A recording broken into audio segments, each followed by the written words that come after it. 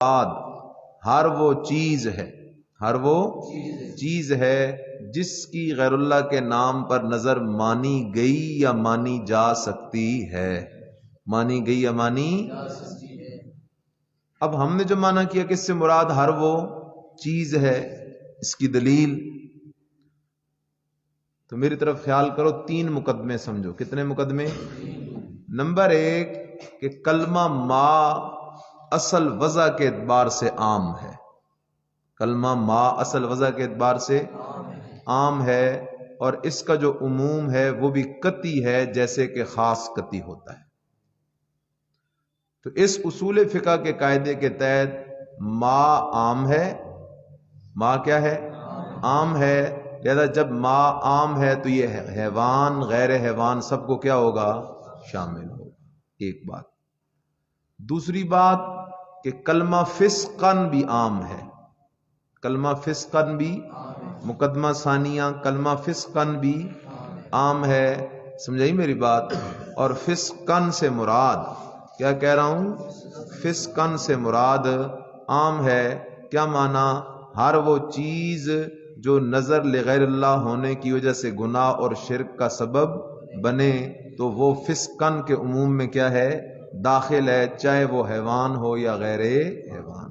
کتنے مقدمے ہو گئے؟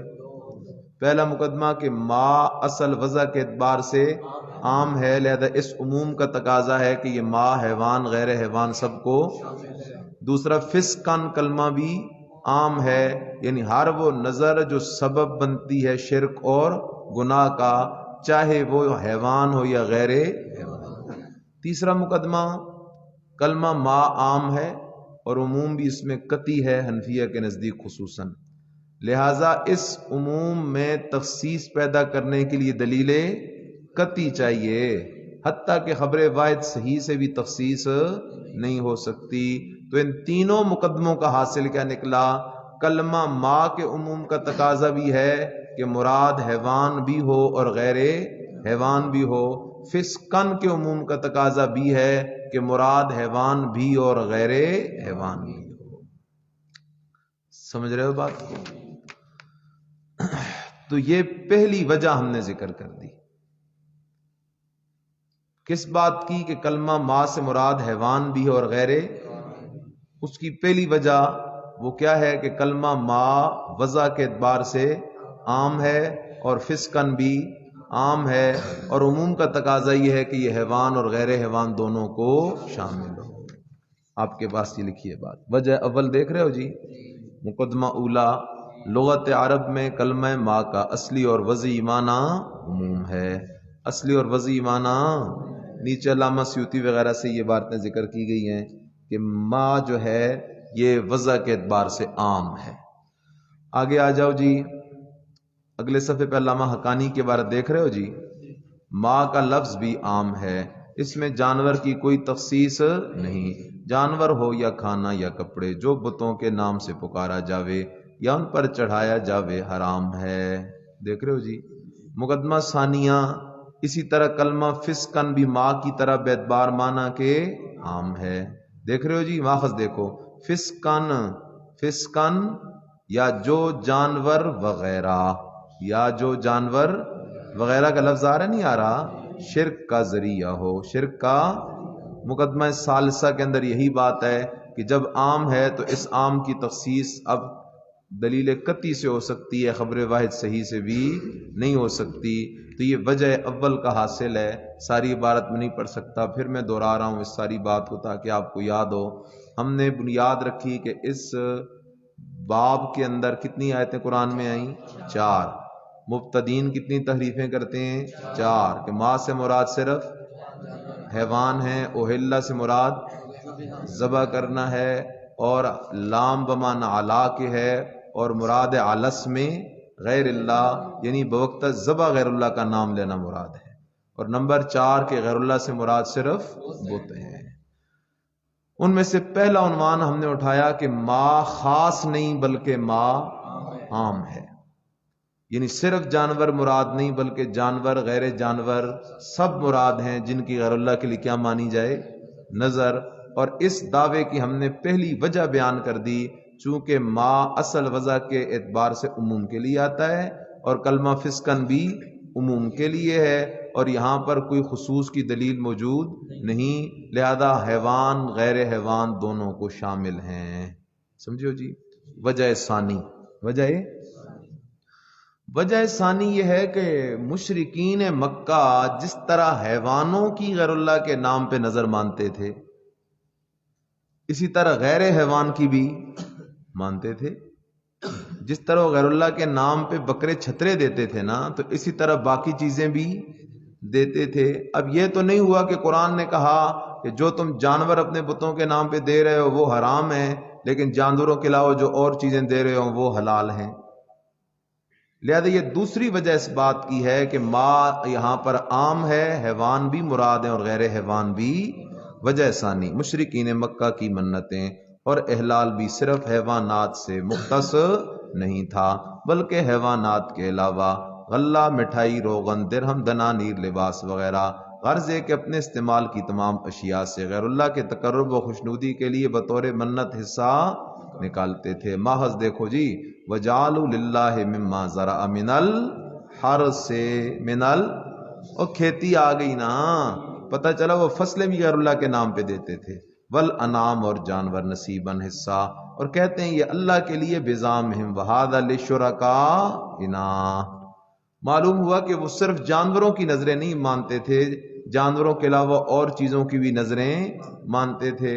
معلوم ہوا کہ چونکہ وہ منتیں، نظریں حیوان غیر حیوان دونوں کی مانتے تھے، اور قرآن نے رد بھی پھر دونوں کا کیا، لہذا ما اور فسقن عام ہے، حیوان کو بھی اور غیر حیوان کو بھی۔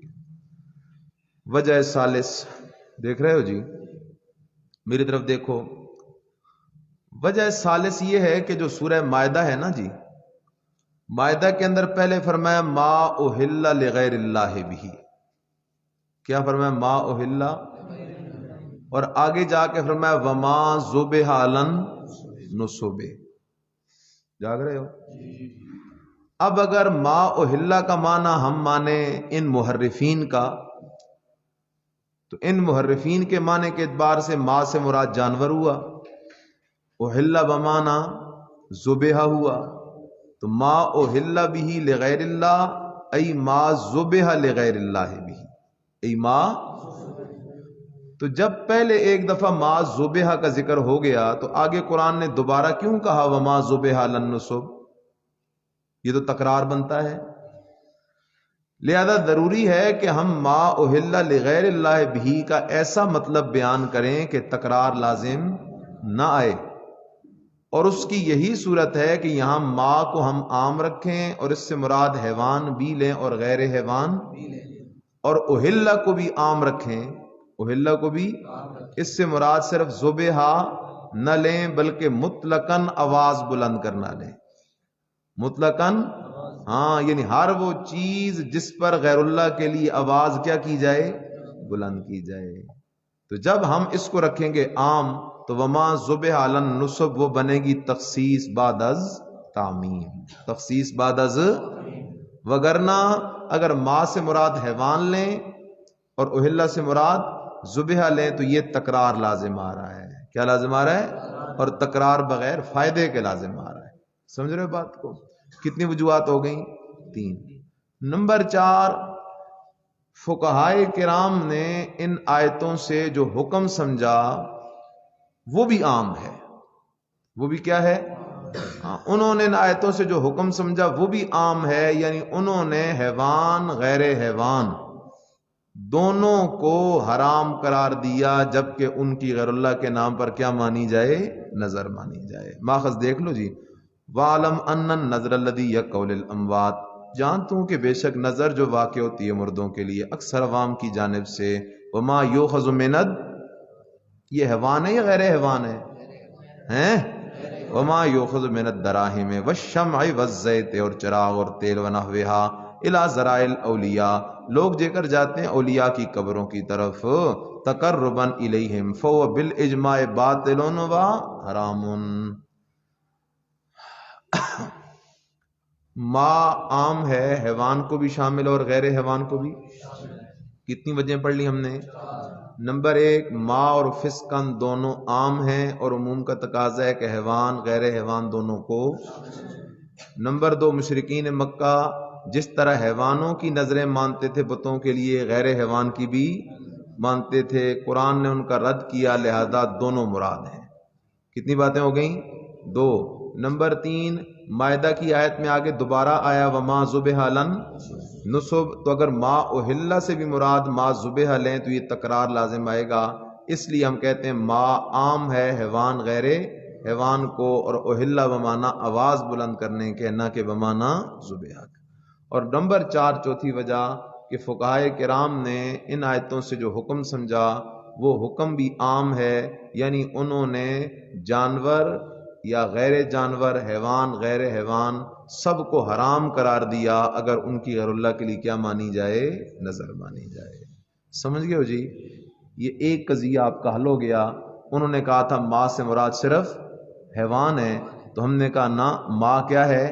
عام ہے. اور عموم پر کتنی ہم نے وجوہات پیش کی؟ 4 وجوہات پیش کر دی. سمجھے ہو جی؟ سوال نمبر 1 دیکھ رہے ہو؟ تم کہتے ہو ما سے مراد حیوان بھی ہے اور غیر حیوان بھی ہے، حالانکہ مفسرین کرام تو وہ جب ما اہلا کا معنی کرتے ہیں تو وہ کہتے ہیں ما ذبح. مفسرین کرام تو جب ما اہلا کا معنی کرتے ہیں وہ کہتے ہیں ما ذبح. اس کا کیا کرو گے؟ جواب سے پہلے 2 تمہیدیں سمجھو. کتنی؟ نمبر 1 مفسرین کی عادت ہے کہ وہ عمومی طور پہ جب کسی چیز کا ذکر کرتے ہیں، جب کسی چیز کا کیا کرتے ہیں؟ ذکر کرتے ہیں، تو وہ فرد مشہور کا ذکر کر دیا کرتے ہیں. کس کا؟ فرد.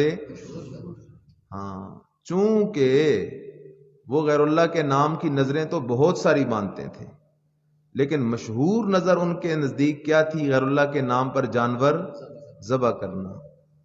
اس لیے وہ کہہ دیتے ہیں ما ذبح.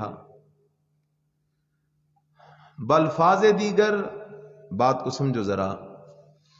مفسرین جو معنی کرتے ہیں وہ ٹھیک ہے کہ ما اہلا بمانا ما ذبح، لیکن ما ذبح مذبوحہ جو ہے یہ ماں کے افراد میں سے ایک فرد ہے. ماں کے افراد میں سے ایک، ہاں، ماں اس کے اندر بند نہیں. ماں سے مراد مذبوحہ ہو سکتا ہے لیکن صرف جانور اس سے مراد نہیں ہے. جس طرح ہم نے وہاں کہا تھا من دون اللہ سے مراد بت ہے لیکن صرف بت نہیں، اس طرح ہم یہاں بھی کہتے ہیں کہ ما سے مراد ما یذبح ہے لیکن صرف ما یذبح نہیں، بلکہ ما عام ہے اور اس عام کے افراد میں سے ایک فرد ہے ما ذبح. اس کے افراد میں سے ایک فرد کیا ہے؟ ما ذبح. دیکھ رہے ہو جی؟ الجواب دیکھ لو. جب یہ بات ذہن نشین ہوگی تو اب سنو کہ مفسرین حضرات کی عبارت میں ما اور فسقن کے ایک فرد اعظم کا ذکر ہے، اور یہ ہمارے مخالف نہیں ہے کیونکہ ہم پہلے سے مانتے ہیں ذبیحہ بھی ما اور فسقن کا فرد ہے. ہاں، یہ عبارت ہمارے مخالف تب ہوتی جب مفسرین حضرات تخصیص اور حصر کا دعویٰ کرتے کہ ما اور فسقن سے مراد صرف ذبیحہ اور منت لغیر اللہ کے باقی افراد قطعاً مراد نہیں. سوال نمبر 2. دوسرا سوال یہ ہے کہ مفسرین نے جب کہہ دیا کہ ما اہلا بمانا ما ذبح، تو تم تعویلیں کیوں کرتے ہو کہ انہوں نے جی فرد اعظم کو ذکر کیا، فرد مشہور کو ذکر کیا؟ جواب، ہم مفسرین کے ذمہ وہ بات کیوں لگائیں جو کام مفسرین نے کیا نہیں. اگر مفسرین حصر والا معنی کرتے پھر تو ہم کہہ سکتے تھے کہ بھائی مفسرین نے یہاں حصر والا معنی مراد، لیکن مفسرین نے حصر والا معنی تو کیے ہی نہیں. وہ تو ما ذبح کے افراد میں سے ایک فرد کو ذکر کر دیتے ہیں، ما اہلا کے افراد میں سے ایک فرد کو ذکر کر دیتے ہیں ما ذبح. انہوں نے تو یہاں حصر والا قصر والا کوئی معنی کیا ہی نہیں. نمبر 2 دوسرا جواب یہ ہے بالفرض مفسرین اگر حصر والا معنی کریں بھی صحیح، حسر والا معنی کریں بھی صحیح تو ہم حنفی ہیں، اور حنفی کہتے ہیں عام جو ہے ایسے قطعی ہوتا ہے جیسے کہ خاص، اس کی تخصیص کے لیے دلیل قطعی چاہیے، خبر واحد صحیح سے بھی تخصیص نہیں ہو سکتی۔ تو کیا ما جو عام قطعی ہے، اس عام کی تخصیص ہم صرف مفسر کے قول سے کر دیں گے؟ اس کی تخصیص ہم صرف مفسر کے قول سے کر دیں گے؟ تو قطعاً نہیں۔ اور سمجھے ہو، دو جواب ذکر کر دیے۔ نمبر ایک، مفسرین نے حسر والا معنی کیا ہی نہیں، ان کے ذمہ ہم کیسے لگا سکتے ہیں؟ نمبر دو، بالفرض کرتے بھی تو تب بھی حجت نہیں تھا، چونکہ ما کا عموم قطعی ہے، تخصیص خبر واحد صحیح سے نہیں ہو سکتی، تو قول مفسر سے کہاں سے ہو سکتی ہے؟ سوال نمبر 3، سوال نمبر 3۔ اچھا جی، چلو ہم نے مان لیا کہ مفسرین نے ما کو ذبیحہ پر بند نہیں کیا، لیکن آخر انہوں نے ما ذبیحہ کو ذکر کیوں کیا؟ آخر انہوں نے ما ذبیحہ کو ذکر کیوں کیا؟ تو اس کے جواب سے پہلے دو تمہیدیں ہیں۔ ایک تمہید یہ ہے کہ مفسرین کی عادت ہے کہ جب وہ کسی چیز کا ذکر کرتے ہیں تو اس کے افراد میں سے فرد مشہور کو ذکر کر دیتے ہیں۔ مفسرین کی عادت ہے جب وہ کس چیز کا ذکر کرتے ہیں تو اس کے افراد میں سے فرد مشہور کو ذکر کر دیتے ہیں، تمہید نمبر 1۔ اور بعض اوقات جب وہ کسی چیز کا ذکر کرتے ہیں تو اس کے فرد اعظم کو ذکر کر دیتے ہیں۔ بعض اوقات کس چیز کو ذکر کرتے ہیں تو فرد۔ اب الجواب سمجھو، جواب یہ ہے چونکہ ما احل کا فرد اعظم اور فرد اشرف وہ کیا ہے؟ ما ذبیحہ، اس لیے مفسرین نے ما ذبیحہ کو ذکر کر دیا، یہی وجہ ترجیح ہے، یہی وجہ۔ الجواب دیکھو اگلے صفحے پہ، مفسرین حضرات کا ما احل کی تفسیر میں مذبوحہ کا ذکر کرنا محض اس کے زیادہ مشہور ہونے اور بہت مروج ہونے کی وجہ سے ہے، اور بئی معنی ہرگز نہیں کہ ما احل مذبوحہ میں بند ہے اور باقی تمام اشیاء ما احل میں داخل ہی نہیں، کلا و حاشا۔ دیکھ رہے ہو، ایک ہماری بات مکمل ہو گئی، ہم نے دعویٰ کیا ما خاص نہیں بلکہ ما حیوان کو بھی شامل اور غیر حیوان کو بھی۔ یہ میں بار بار اس لیے کہہ رہا ہوں کہ تاکہ آپ کو یاد ہو۔ اب جو ہم نے کہا کہ ما عام ہے خاص نہیں، اس کی ہم نے کتنی وجہ ذکر کی؟ نمبر 1، ما اصل وضع کے اعتبار سے عموم کے لیے ہے، کلمہ فسقن بھی عام ہے اور یہاں کوئی مخصص موجود نہیں ہے، لہذا ہم ان دونوں کو عموم پہ محمول کریں گے، اور عموم کا تقاضا یہ ہے کہ حیوان اور غیر حیوان دونوں مراد ہوں۔ نمبر 2، مشرکین مکہ نظر نیاز منت منوتی صرف حیوان کی نہیں بلکہ غیر حیوان کی بھی دیا کرتے تھے، قرآن نے ان کا رد کیا، لہذا ما عام ہے، حیوان اور غیر حیوان دونوں مراد ہیں۔ نمبر 3، تیسری وجہ اس بات کی یہ ہے، خیال کرو، تیسری وجہ یہ ہے کہ یہاں پر سورہ مائدہ کے اندر ما احل کے بعد ذکر ہے وما ذبح علی نصب کا، تو اگر ما احل سے بھی ما ذبح لیا جائے تو کیا لازم آتا ہے؟ تکرار بغیر فائدہ کے۔ اس لیے اس تکرار بغیر فائدہ سے بچنے کے لیے ہم کہتے ہیں یہی صورت ہے کہ ما کو عام رکھو، احل کو بھی عام رکھو، اور بعد کے اندر جو ما ذبح ہے یہ کیا ہوگا؟ تخصیص بعد از تعمیم ہو جائے گی۔ کتنی وجہ ذکر کر دیں؟ 3۔ کتنی وجہ ذکر کر دیں؟ 3۔ اور چوتھی وجہ اس باب کے اندر یہ ہے کہ یہاں ما عام ہے، اس کے عموم کی چوتھی وجہ وہ یہ تھی کہ فقہائے کرام نے ان آیتوں سے جو حکم سمجھا وہ بھی عام سمجھا کہ انہوں نے حیوان غیر حیوان ہر دو کو جب غیر اللہ کے نام پر نظر مانا جائے تو کیا قرار دیا؟ حرام قرار دیا۔ پھر سوالات تھے، اچھا جی مفسرین نے ما احل کا معنی ما ذبیحہ کیوں کیا؟ تو اس کا ہم نے جواب دیا کہ مفسرین نے معنی ضرور کیا ہے لیکن ما کو ذبیحہ میں بند نہیں کیا، ذبیحہ میں بند نہیں کیا، اور ہم اس بات کے منکر نہیں، ہم کہتے ہیں کہ ما کو ذبیحہ میں بند کرنا درست نہیں، ہاں ذبیحہ ما کے افراد میں سے ایک فرد ضرور ہے، ایک بات۔ پھر سوال آ گیا کہ مفسرین کے کلام کی تم ایسی تعویل کرتے ہو جو درست نہیں. ہم نے کہا نمبر 1 مفسرین کے کلام میں حسر کا کوئی کلمہ موجود نہیں. نمبر 2 بالفرض ہوتا بھی صحیح تب بھی حجت نہیں تھا کیونکہ ما عام ہے اور عموم بھی قطعی ہے، اس کی تخصیص کے لیے دلیل قطعی چاہیے. تیسرا سوال تھا پھر مفسرین نے کیوں ذکر کیا ما ذبح کو، وجہ تخصیص کیا ہے؟ تو ہم نے کہا اس کے لیے 2 تمہیدیں ہیں. مفسرین کی عادت ہے جب کس چیز کا ذکر کرتے ہیں تو اس کے افراد میں سے فرد اشرف کو یا فرد اعظم کو ذکر کر دیتے ہیں. تو اسی بنیاد پر چونکہ ما اہلا کا فرد اشرف اور فرد اعظم وہ تھا ما ذبح، اس لیے اس کو ذکر کر دیا گیا. سمجھ گئے بات کو؟ آگے فصل دوم تشریح احلال. تشریح دوسری تحریف انہوں نے کیا کی تھی کہ اہلا سے مراد کیا ہے؟ ذبح. اہلا سے مراد کیا ہے؟ میری طرف دیکھو صوفیو، اس کے 2 جواب ہیں. کتنے جواب ہیں؟ نمبر 1 لغت عرب میں احلال کا معنی آتا ہے ظاہر کرنا یا ظاہر ہونا. ظاہر کرنا یا احلال بمعنی ظہور، احلال بمعنی، اور اس کا حاصل معنی آتا ہے آواز بلند کرنا یا شہرت کرنا. لغوی معنی ظہور اور حاصل معنی آواز بلند کرنا یا شہرت کرنا، تشہیر کرنا. یہ اس کے اصلی معنی ہیں.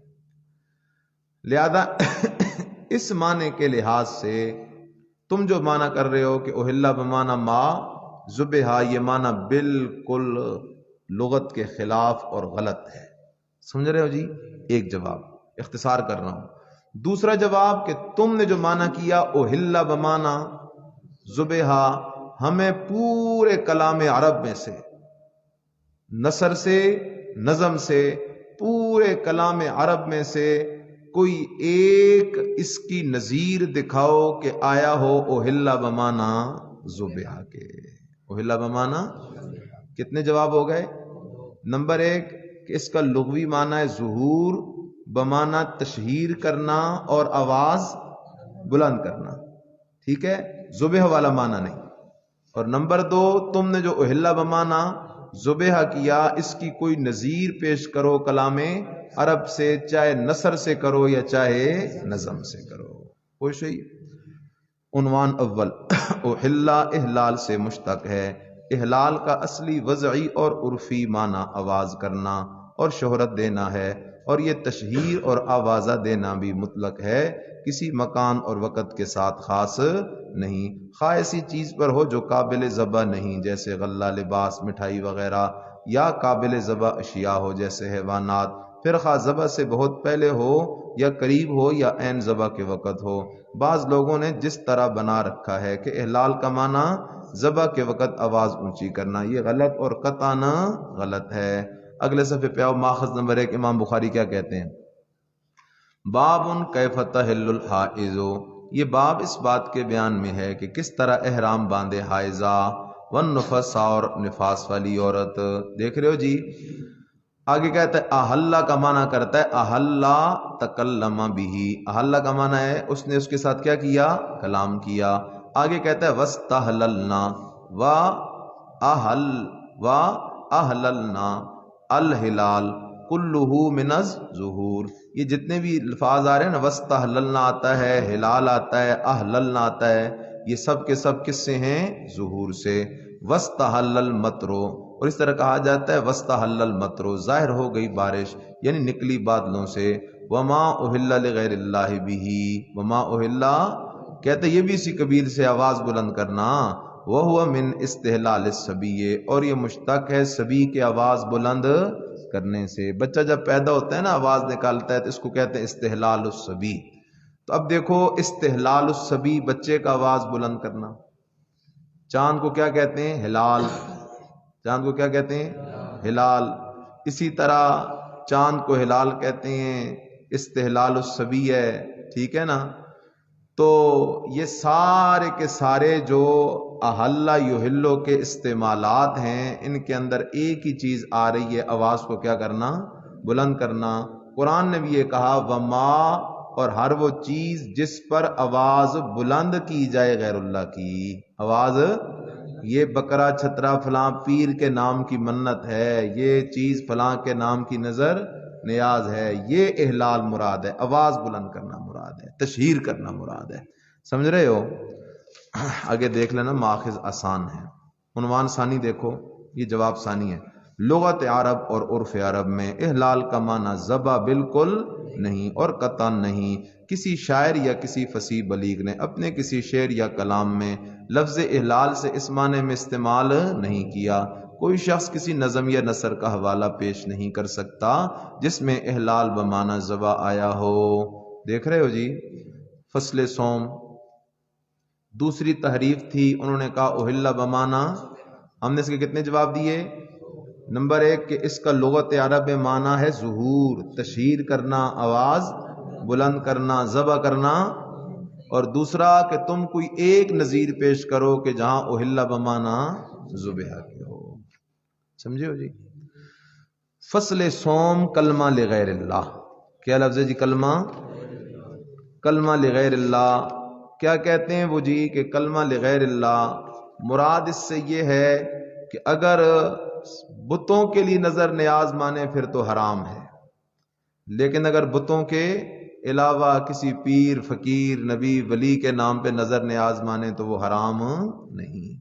جواب کہ غیر اللہ کا جو لفظ ہے، غیر اللہ کا جو لفظ ہے یہ بمعنی ہے کل ما سوی اللہ.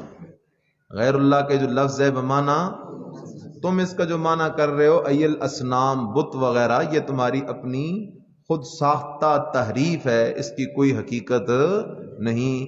غیر اللہ سے مراد ہر وہ غیر اللہ ہے، چاہے وہ نوری ہو، چاہے وہ ناری ہو، چاہے وہ خاکی ہو، چاہے وہ ذوی العقول سے ہو، چاہے وہ غیر ذوی العقول سے ہو، سب کے سب کلمہ غیر اللہ میں کیا ہیں؟ داخل ہیں. غیر اللہ سے صرف بت مراد نہیں، ہاں بت مراد ہیں صحیح، لیکن صرف بت مراد نہیں. سمجھو جی؟ دیکھ لو، کلمہ غیر ہمہ گیر عموم کا حامل ہے. اللہ تعالیٰ کے ما سوا عالم علوی جوی سفلی اور ما تحت الثری کی تمام مخلوقات، ذوی العقول نوری ناری خاکی اور غیر ذوی العقول حیوانات پرندے بری بحری مخلوق اور تمام جمادات، یہ سب کے سب کلمہ غیر کے عموم میں داخل ہیں.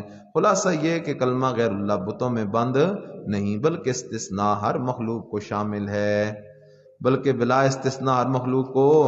پہلے حوالہ پڑھ لو، لأن اللہ تعالی اوجب ان تذبح مخلوقاتہ، اللہ نے واجب کیا کہ اس کی مخلوق ذبح کرے اس کیس میں عظیم پر. فمتا عدل عن ذالک، پس جب اس سے عدول کیا جائے، وذکر علیہا اسم غیرہ، اور اس پر نام بلند کیا جائے کسی غیر کا، اور اس پر نام بلند کیا جائے کسی غیر کا. سمجھے ہو نا؟ من او وسن او غیر من سائر المخلوقات. تو غیر اللہ کا معنی حافظ ابن کثیر کیا کر رہے ہیں؟ صرف بت نہ کہتا ہے، بت بھی، طاغوت بھی، وثن بھی، اور اس کے علاوہ بھی ساری کی ساری مخلوقات. سمجھ رہے ہو جی؟ دوسری عبارت بھی دیکھ لو، وظاہر قولہ تعالی وما اہل بہ لغیر اللہ بھی یوجب تحریمہا اذا سمى علیہا باسم غیر اللہ. حرمت واجب ہوتی جب غیر اللہ کا نام لے. لأن الاحلال بہ لغیر اللہ ہوا اظہار اسم غیر اللہ، کیونکہ غیر اللہ کے نام بلند کرنے سے مراد اس کے غیر اللہ کے نام کو ظاہر کرنا ہے. ولم يفرق الآیت بین تسمیۃ المسیح و بین تسمیۃ غیرہ، اور آیت نے کوئی فرق نہیں کیا کہ کوئی حضرت عیسیٰ کا نام لے یا کسی اور کا نام لے. بعد ان یکون الاحلال بہ لے غیر اللہ، تو عبارت کیا کہہ رہی ہے؟ جو حضرت عیسیٰ کا نام لے وہ بھی اس میں کیا ہے؟ داخل ہے. سمجھ گئے ہو؟ خیر، تو یہ ہماری بات پوری ہو گئی. حاصل کیا نکلا اس بات کا؟ کہ کلمہ غیر اللہ جو ہے اس سے مراد کل ما سوی اللہ ہے، اس میں عالمگیر عموم ہے. صرف بت مراد لینا یہ درست نہیں. ہاں بت غیر اللہ کے افراد میں سے ایک فرد کی حیثیت رکھتے ہیں، لیکن اس سے صرف بت مراد لینا قطعاً بھی درست نہیں ہے. سمجھ رہے ہو؟ آگے آؤ جی. منظور لغیر اللہ کی حرمت کی علت، یہ فصل چہارم دیکھ رہے ہو نا جی، مجموع ما اہل بھی غیر اللہ کی مراد، یہ جو ہم پوری تقریر کر کے آئے ہیں نا، تو اب ہمارے نزدیک مراد کیا بنے گی کہ ما سے مراد عام ہے، حیوان ہو یا غیر، اہل سے مراد مطلقاً آواز بلند کرنا ہے، چاہے ذبح سے پہلے ہو یا بوقت ذبح ہو، اور لغیر اللہ سے مراد بھی کیا ہے؟ عام ہے۔ تو یہ اس میں لکھی ہے بات۔ آگے کہہ رہا ہے کہ یہ جو غیر اللہ کے نام کی نظر نیاز کی حرمت ہے، اس کی علت کیا ہے؟ میری طرف دیکھ رہے ہو، اس کی جواب سمجھو، میری طرف دیکھو۔ جو بندہ غیر اللہ کے نام کی نظر نیاز دیتا ہے نا، وہ 4 مراحل سے گزرتا ہے۔ کتنے سے؟ پہلا مرحلہ کہ اس کا کسی غیر اللہ کے ساتھ شرکیہ عقیدہ وابستہ ہوتا ہے۔ کیا وابستہ ہوتا ہے؟ شرکیہ عقیدہ وابستہ ہوتا ہے کہ یہ مختار کل ہے، یہ نفع نقصان کا، تو یہ مرحلہ نمبر 1 ہے۔ دوسرا مرحلہ کہ جب شرکیہ عقیدہ وابستہ ہو جاتا ہے تو اس کی تعظیم بجا لاتا ہے، اس کے نام پر بکرے چھترے ذبح کرتا ہے وغیرہ، نظریں نیازیں منتیں منوتیں مانتا ہے، اس کو حاجات مصیبت میں پکارتا ہے وغیرہ، تو یہ دوسرا درجہ ہے، منتیں ماننا۔ کتنا درجہ ہے جی؟ اس کے لیے عبادتیں بجا لانا، اور عبادتوں میں منت بھی ہے۔ نمبر 3 تیسرا درجہ یہ ہے کہ وہ پھر اس منت کی تشہیر کرتا ہے، اس منت کی، لوگوں کہتا ہے یہ بکرا، یہ چھترا، یہ گائے، یہ بیل، یہ اونٹ کھڑا ہے، یہ فلاں بابے کے نام پہ میں نے کیا مانا ہوا ہے؟ منت مانا ہوا ہے۔ آج کل تو لوگ اس پہ مخصوص چادریں چڑھاتے ہیں، رنگ لگاتے ہیں، تاکہ دور سے پتہ چلے کہ یہ فلاں حضرت جی کے نام کی منت ہے۔ کتنے درجے ہو گئے؟ 3۔ اور چوتھا درجہ یہ ہوتا ہے کہ پھر اس منت کے جانور کو اپنے گھر میں ذبح نہیں کرتا، مسجد کے دروازے پہ آ کے ذبح نہیں کرتا، گاڑی میں ڈالتا ہے یا پیدل چلتا ہے، چلتے چلتے چلتے سفر کرتے کرتے ایک درگاہ پہ پہنچتا ہے، اور وہاں جا کے اس کو کیا کرتا ہے؟ ذبح کرتا ہے، اور وہاں کے ان مجاوروں کو اس کا گوشت کھلانے کو سمجھتا ہے کہ اب میری نظر پوری ہو گئی ہے۔ تو غیر اللہ کے نام کی نظر نیاز دینے والا کتنے مراحل سے گزرتا ہے؟ نمبر 1 اس ہستی سے اس کا شرکیہ، پھر اس کے لیے کیا بجا لاتا ہے؟ عبادتیں، اور عبادتوں میں منت منوتی بھی ہے، پھر اس منت منوتی کی تشہیر کرتا ہے، پھر اسے لے جا کر اس عبادت گاہ پہ جا کے ذبح کرتا ہے۔ تو کتنے درجوں سے گزرا؟ 4۔ اگرچہ یہ ہیں چاروں کی چاروں کبھی، اگرچہ ہیں یہ، لیکن غیر اللہ کے نام کی نظر نیاز کی حرمت کی علت وہ پہلی 2 وجوہات ہیں۔ حرمت کی علت وہ نمبر 1 شرکیہ عقیدے کی وابستگی، اور پھر عبادت لے غیر اللہ، شرکیہ عقیدے کی وابستگی اور عبادت لے غیر اللہ، یہ 2 بنیادی وجوہات ہیں جن وجوہات کی بنیاد پر ہم کہتے ہیں کہ غیر اللہ کے نام کی نظر نیاز کیا ہے؟ حرام ہے۔ صرف حرام نہیں بلکہ خنزیر سے بھی بڑھ کے حرام ہے۔ سمجھ رہے ہو جی؟ اگلے صفحے پہ اصل حقیقت لکھی ہے آپ کے پاس۔ اصل حقیقت یہ ہے کہ حرمت کا اصلی اور حقیقی سبب تو پہلا اور دوسرا مرحلہ، یعنی شرکیہ عقیدہ اور اس سے پیدا ہونے والا تقرب لے غیر اللہ، اور احلال قلبی یعنی دل کی ناپسندگی ہے، کیونکہ اعمال کی مدار نیت پر ہے، مگر یہ عقیدہ چونکہ باطنی چیز ہے، دوسروں کو کیسا پتہ چلے گا یہ چیز، یہ جانور نظر لغیر اللہ ہے۔ اس لیے اللہ تعالیٰ نے تیسرے مرحلے یعنی احلال زبانی کو جو اس قلبی تقرب لغیر اللہ کی ترجمانی کرتا ہے حرمت کا سبب قرار دیا۔ اصل سبب دوسرا ہے، دل سے کسی غیر کے لیے نظر ماننا، لیکن اس کا اظہار ہوتا ہے اوہلہ سے، تو لہذا اوہلہ کو سبب قرار دے دیا گیا۔ ماخذ دیکھ رہے ہو جی؟ فَكُلُّ مَا نُودِيَ إِلَيْهِ بِغَيْرِ اسْمِ اللَّهِ، ہر وہ چیز جس پر آواز بلند کی گئی غیر اللہ کے نام کی تو وہ حرام ہے، اگرچہ ذبح کیا وَإِن ذُبِحَ بِاسْمِ اللَّهِ، اگرچہ ذبح ہو اوپر نام اللہ کے، اور ذبح اگرچہ ذبح اوپر نام اللہ کے، حیث اجمع العلماء، اجماع علماء کے اس بات پر کہ لو ان مسلمن ذبح ذبیحتان، اگر ایک مسلمان نے ایک ذبیحہ ذبح کیا، وقصد بذبحها، اور اس کے ذبح کرنے سے قصد کیا التقرب الی غیر اللہ تعالی، سارا مرتدن، وذبیحته ذبیحۃ مرتد، دیکھ رہے ہو جی؟ وَعْلَمْ أَنَّ النَّذْرَ الَّذِي يَقَعُ لِلْأَمْوَاتِ، جانتا ہوں کہ بے شک وہ نظر جو واقع ہوتی ہے مردوں کے لیے اکثر عوام سے، اور جو لیے جاتے ہیں دراہم اور چراغ اور تیل وغیرہ، الی ذرائع الاولیاء الکرام تقربا الیہم فو بالاجماع باطل و حرام، دیکھ رہے ہو؟ بس یہ ماخذ پڑھ لینا، بہت سارے ہیں، صفحہ نمبر آ جاؤ، یہ سوال ایک دو سوال ہیں، یہ دیکھ لو ذرا۔ اللہ اکبر کبیر۔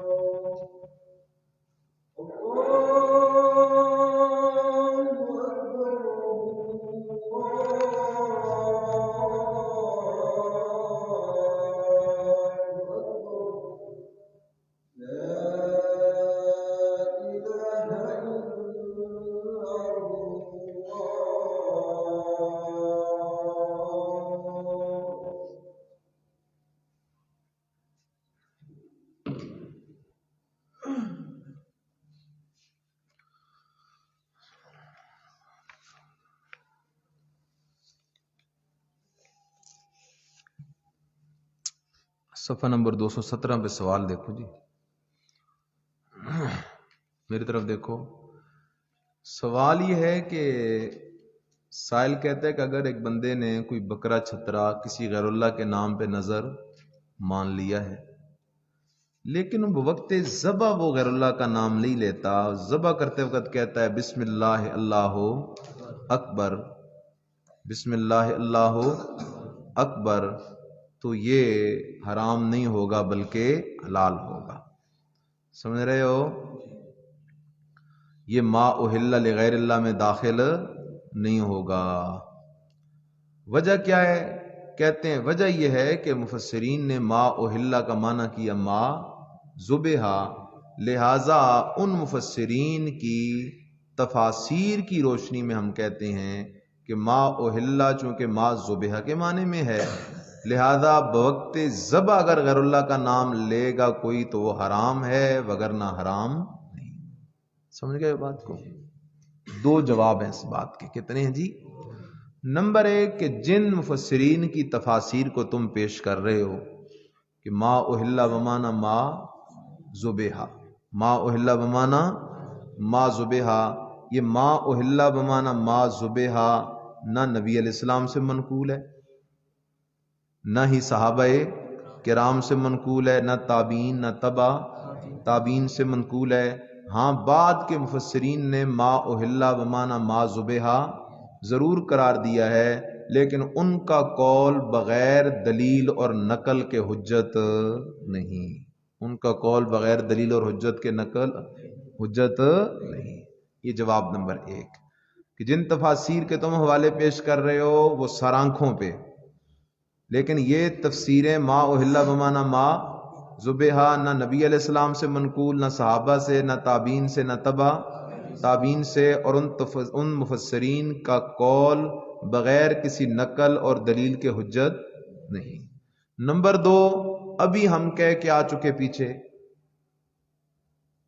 کہ ما بھی عام ہے اور اہلا بھی عام ہے، ما بھی وضعاً عام ہے اور اہلا بھی عام ہے، ظہور، شہرت، آواز بلند کرنا، اور ہم نے وہاں کہا کہ اہلا بمانا ذبیحہ پورے کلام عرب میں کہیں نہیں ملتا۔ تو اب اتنے صاف جواب کے بعد آگے سے چونکہ چنانچہ کرنا یہ ہٹ درمی کے سوا کچھ بھی نہیں ہے۔ کتنے جواب ذکر کر دیے؟ 2 جواب ذکر کر دیے۔ ہو جائے گا جی۔ آج کے سبق کا خلاصہ کیا نکلا؟ اب آپ بولیں، پھر ایک بات پیچھے رہ گئی، وہ پڑھتے ہیں۔ اس باب میں کتنی آیتیں تھیں؟ 4۔ 3 آیتوں میں لفظ ہے ما اہلا لغیر اللہ بھی یا ما اہلا بھی لغیر اللہ، اور ایک میں لفظ ہے فسقن ما اہلا لغیر اللہ بھی۔ تعریفیں کتنی کی گئیں؟ 4 کہ ما سے مراد صرف حیوان ہے، اہلا بمانا ذبیحہ کے ہے، اور لام بمانا علا کے ہے، یعنی بوقت ذبح اللہ کا نام لینا مراد ہے، اور غیر اللہ سے مراد صرف ہوتے ہیں۔ ہم نے پہلی بات کا جواب دیا کہ ما خاص نہیں بلکہ، اور اس کی کتنی وجوہ ذکر کی؟ 4۔ نمبر 1 اصل وضع ایک کے اعتبار سے اس میں عموم ہے، اور فسقن کا کلمہ بھی مشرکین عرب وہ حیوان غیر حیوان ہر دو کی غیر اللہ کے لیے نظریں۔ نمبر 3 کہ سورہ مائدہ کی آیت میں آگے جا کے دوبارہ ہے وما ذبح لن، تو یہ تکرار بلا فائدہ بنے گا۔ اور نمبر 4 فقہاء نے حرمت کا حکم عام سمجھا ہے حیوان پر بھی اور غیر حیوان پر بھی۔ پھر 3 سوال اور ان کے جوابات تھے۔ آگے ہم نے پڑھا کہ اہلا بمانا ذبح نہیں، اس کی کتنی وجہ ذکر کی کہ اہلا کا لغوی معنی ظہور، آواز بلند کرنا اور تشہیر کرنا، ذبح یہ لغوی معنی نہیں اہلا کا، 1۔ نمبر 2 کہ تم کلام عرب میں سے اہلا بمانا ذبح کوئی ایک نظیر پیش کرو، تو معلوم ہوا کہ اہلا کا معنی ذبح نہ لغوی ہے، نہ عرفی ہے، نہ شرعی ہے، نہ لغوی ہے، نہ عرفی ہے، نہ۔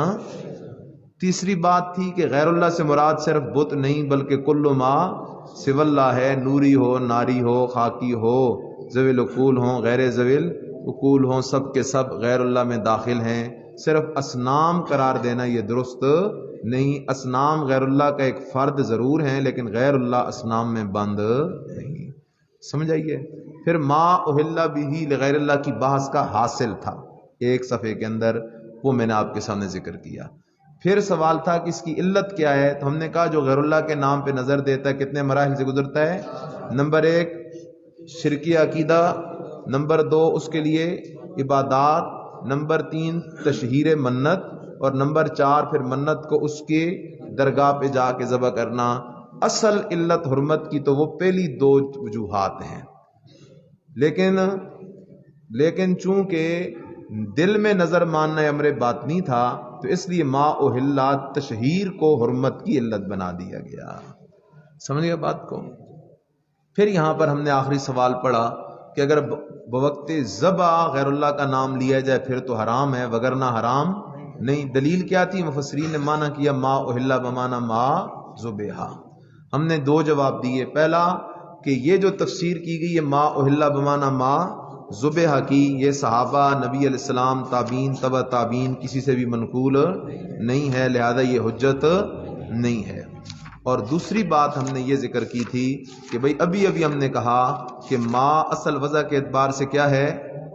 عام ہے، اور اہلا بھی عام ہے بمانا ظہور، تشہیر کرنا اور آواز بلند کرنا، لہذا اس تحقیقی جواب کے بعد چونکہ چنانچہ کی کوئی گنجائش باقی، صفحہ 189 نکالو، 189۔ ایک سوال بڑا اہم رہ گیا ہم سے، 189 دیکھ رہے ہو؟ سوال ہے، زید نے ایک بکرا غیر اللہ کے نام پہ نظر مانا، غیر اللہ کے نام پہ کہ یہ بکرا فلاں بابے کے نام کی منت ہے، میری طرف دیکھ رہے ہو؟ یہ مسئلہ آپ کو پیش آئے گا کئی جگہوں پہ، تو اس کے حلال ہونے کی بھی کوئی صورت ہے؟ صحیح، زید نے کہا یہ بکرا فلاں بابے کے نام کی کیا ہے؟ منت ہے، تو کیا اس کے حلال ہونے کی کوئی صورت ہے؟ صحیح، سمجھے ہو؟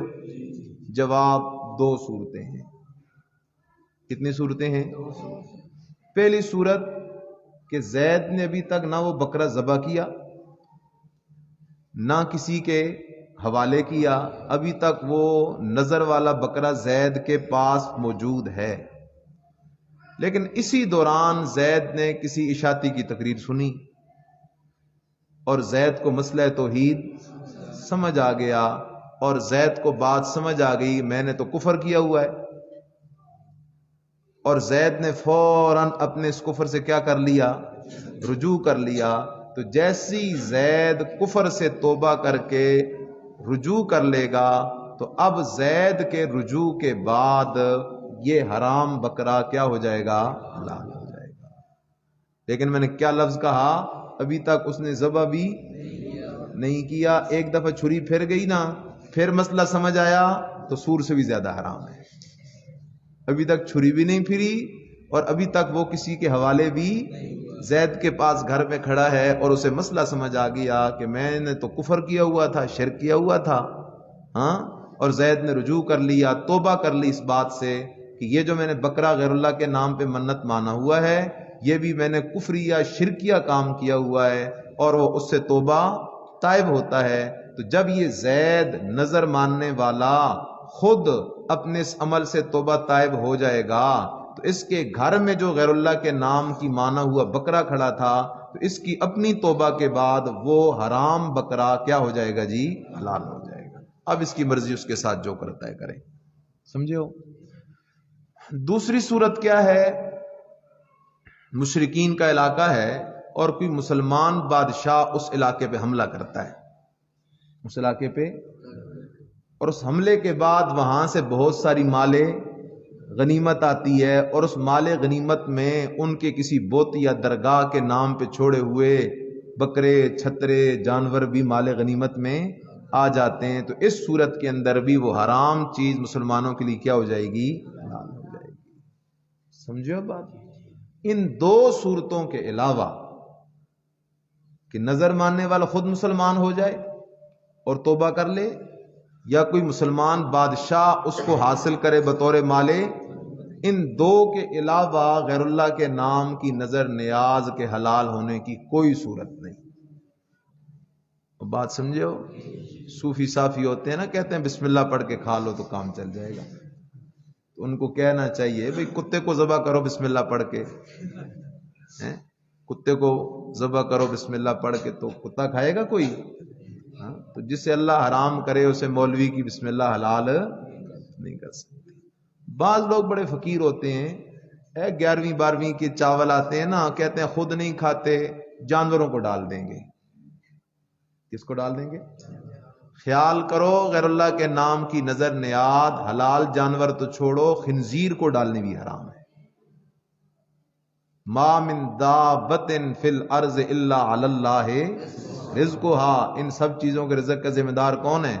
اللہ ہے۔ تمہیں کس نے کہا اس کو حرام کھلاؤ؟ غیر اللہ کے نام کی نظر نیاز کھلاؤ۔ لہذا اس کی توہین یہ ہے کہ اس کو پھینکا جائے، چوکوں چوراہوں میں پھینکا جائے، لوگوں کو پتہ چلے کہ غیر اللہ کے نام کی نظر نیاز کھانے کی چیز نہیں، نہ خود کھانے کی ہے نہ جانوروں کو کھلاؤ۔ بابا سمجھ آئیے گل؟